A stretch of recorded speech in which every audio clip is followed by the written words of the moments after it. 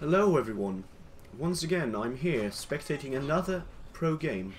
This time it's not Bjergsen, however, this time it's NeeGodBro, the top laner for the Copenhagen Wolves.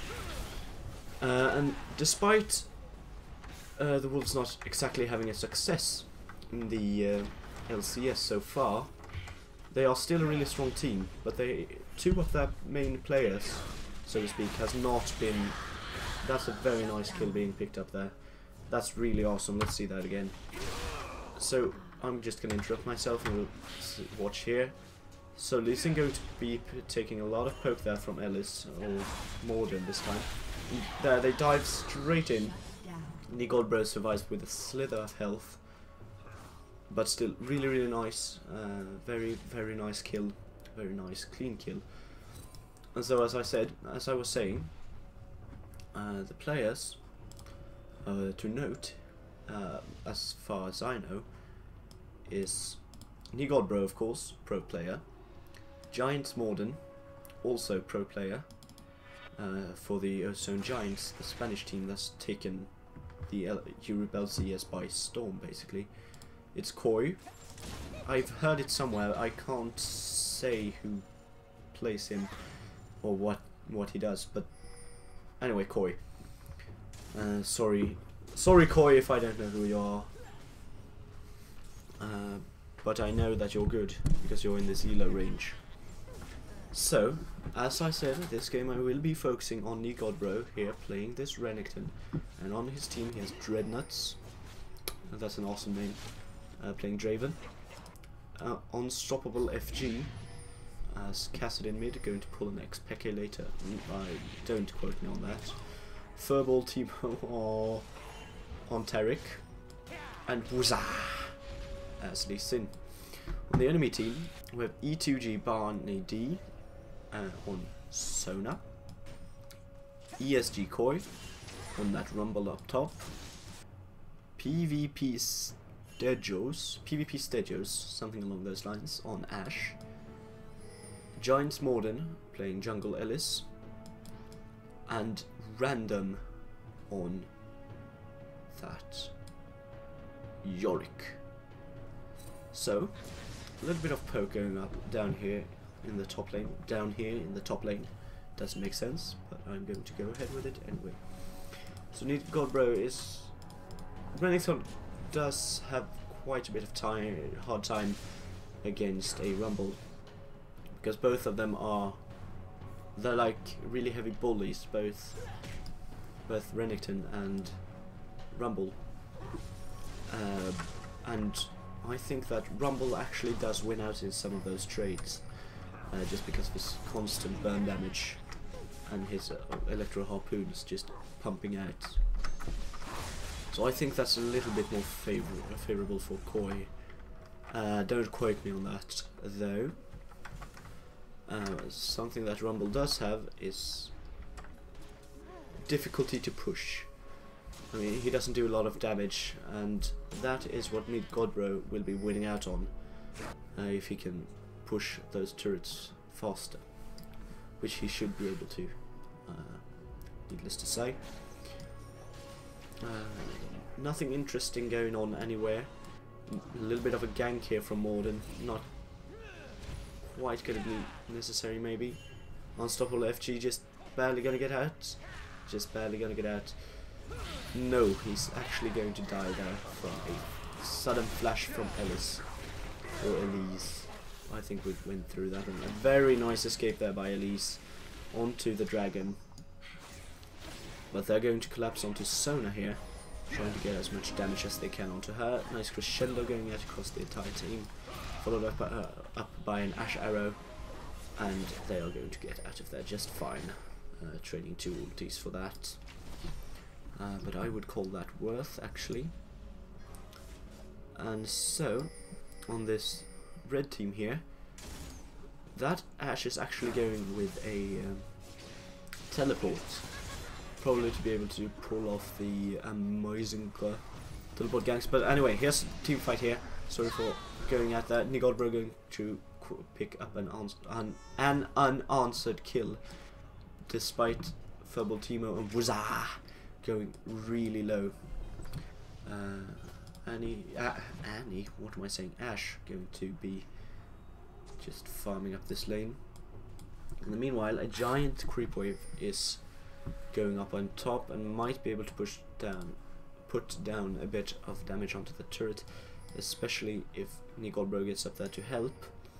Elise, however, is going to be counter jungling this blue buff, as any good jungler should, but of course she is feeling a little bit risky, so she's just gonna get out of there, going to get stunned up, but now she's just gonna get out of here. NeeGodBro taking a bit of damage there, nothing he's too concerned about, just chugging apart and getting out of there. That Yorick is going to be a pain in the ass with that blue buff. Oh, Yorick actually managed to steal the blue buff. That's nice. That is really good for him. And he's going to become a major pain in the ass for Kassadin in the middle lane, if that is how it goes. So, you're going to do the proper thing in Season 3, just going to be shove, shove, shove, shove, push, take turrets, shove, shove, shove, shove, push, and get all the advantages and gold you can.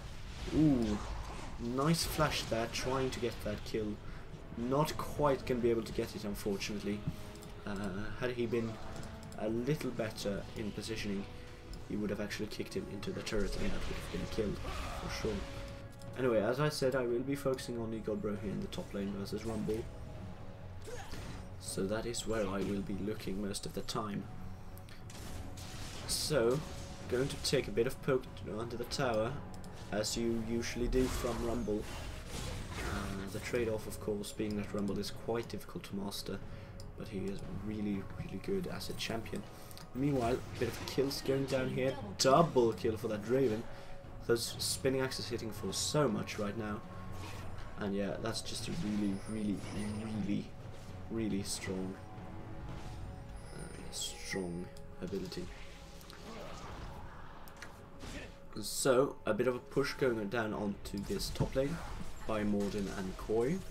We're going to definitely take down that turret, getting another global objective after the dragon earlier. In the meanwhile, a dragon fight will not ensue, just going to be a clean dragon for the blue team, which is going to put them 700 gold in the lead. So that's very good for them. And of course, oh well, not of course, but this Kassadin is having quite the rough lane versus Yorick. Excuse me, I'm a bit sick. Morden going to be really ballsy and go all the way into the jungle, and a bit of gank and attempt to push down yet another turret here in the mid lane. Elise going to flank around there, looking to get around, and Yorick is just going to ult for no apparent reason, probably to be able to put down even more damage onto the turrets. NeeGodBro going to pop his ult, Kassadin just going to barely get away, and that equals the gold. Stun there from Furball Timo. Random going to take a lot of damage here. Maybe he will go down, maybe he will go down. He is so low, so is Furball Timo. He is going to go down. Next on the line is Koi, but he is going to be able to get away there just fine and just barely. So overall, a 1-for-1 trade, I think. It was 1-for-1 trade, but no, Wuzah goes in there, and that is going to be the end of him. What happens here? Here we have Wuzah so low, and he's just gonna die. Oh, that was so close. Wow, to place or not. Very, very unfortunate. NeeGodBro and Kassadin going to be bit put in a corner here. Maybe they'll be able to pick up kill on PvP Stijos. No. Oh yeah, yes, in fact they will. Very nice there. Morden might actually go down here too. Kassadin going to go down for sure. Morden going to flash out of that just fine. And that is again 1-for-1 in trade. Of course, Wuzah going down earlier. So not quite 1-for-1, but still. Draven ult going down there just to try and pick up that on that Morden kill. Morden, of course, going to just be able to get out of there. NeeGodBro going to farm up just a little more, and Draven is going to be on the wild run here. Maybe he can get away. No, that flash from random is going to secure that one just fine. In the meanwhile, NeeGodBro might be able to pick up a turret here in the mid lane. There's so many abandoned things here. Our Furball team are going to come in and just tank that up. NeeGodBro going to maybe die to Ellis, maybe not. No. Maybe die to random. Maybe, yes, she is going to die. What am I talking about? He is going to die to that team over here. So that's a 4-for-1. Did they even get one? Yeah, 4-for-1. So not exactly ideal. Red team is going to immediately push into Baron. They should be able to secure this one with only the AD carry and the Taurik being alive on blue team. So that is going to put NeeGodBro quite a bit behind together with his team. And yes, that is a free Baron for the red team. Very unfortunate business there for blue, losing so much in a single fight there. So now they're behind about 2k gold. Of course that can be redeemed with a tower or two. But still, that Baron buff on the entire enemy team is going to be so huge in these upcoming fights. Oh wow, I should really invest in getting some water in here. Anyway, so Husar looking for a steal here, going to actually be able to pick it up there from random. Very, very nice. Just standing over the wall with the ward and the smite. Going to be able to pick that one up, no problem. A bit more farming going down here in the middle lane. Everyone just wants to farm. And actually, that is what they are doing quite well, if I may say so myself. Like that. Meanwhile, NeeGodBro going to shove even more bottom lane. Unfortunately, that is going to give quite a bit of farm to that Ashe. You can see here from Morden's stats, he's got 6 and 2 and 6. That is why, in fact, you always want to ban out Elise if the players you are playing against are good, and if you can't get her because she is such a powerful champion. It's just quite insane. Ooh, Usa going to get hit by that one, and now he gets hit by another stun, and he is insta-bursted by Elise. 7-2 now. So dangerous for the blue team. And this might be a game quite soon. They're going to go some AoE madness, and they're just going to immediately melt both Furball team and Draven and Dreadnoughts, Draven. NeeGodBro in the meanwhile going to try and push down as much as he can on top. Going to lose another on bottom, sorry. Going to lose another inhibitor for it, so not exactly ideal. Random's clone is actually going to tank this, and this might actually be game right here if they cannot regroup. Red team doing a very strong push in here. I do not in fact believe that this is going to be... Yes, this is game. GG. Oh my god. Wow, that's such a short game. Waiting at about 23 minutes.